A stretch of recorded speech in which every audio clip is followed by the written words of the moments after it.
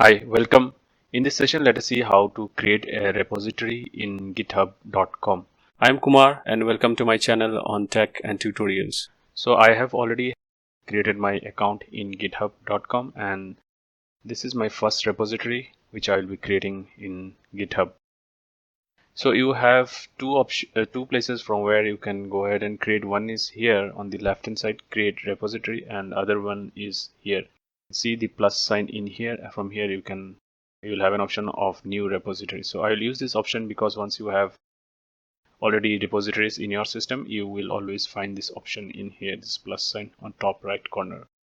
So I click new repo and my URL is going to be github.com/kss7. This you would have got when you have created your new GitHub accounts.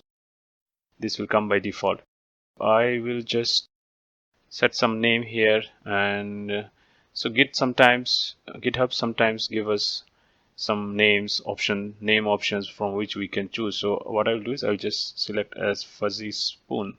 Okay, and this is available. So, and then if you want, you can put some description in here.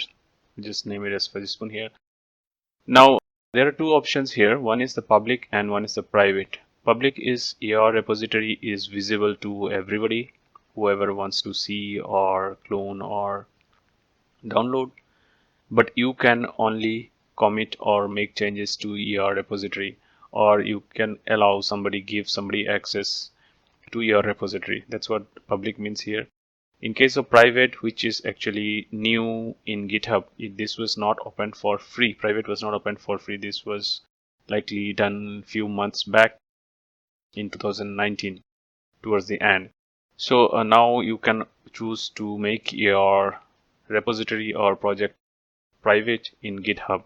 So for now, I'll just keep it as public, and then the next option is you have an option of creating the README. This is the file where when you log into your repository, you will first home page, you will see this readme.md file. So you have an option of creating this file while your repository is getting created. You can check this box and it will get created. But the thing is, if you are trying to check in an existing repository into GitHub, it's best thing to uncheck this option.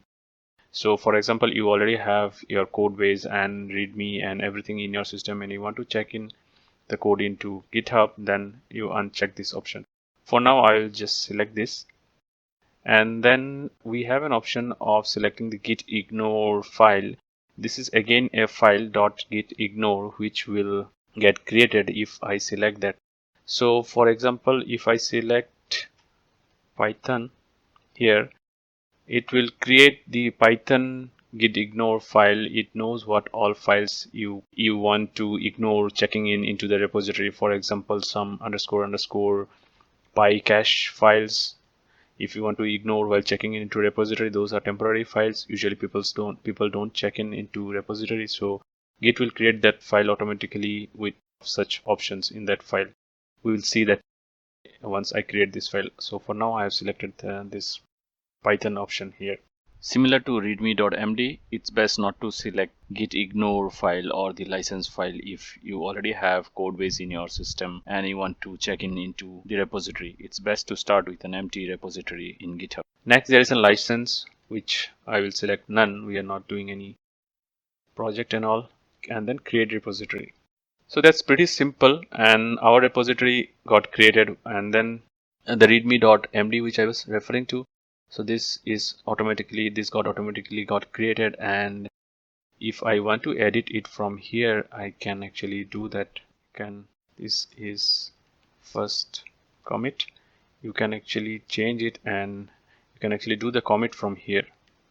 Updated readme, and if you do a commit change here, then this file should be updated. So that's how you can actually start updating from here only. So that's all in this session. Thank you.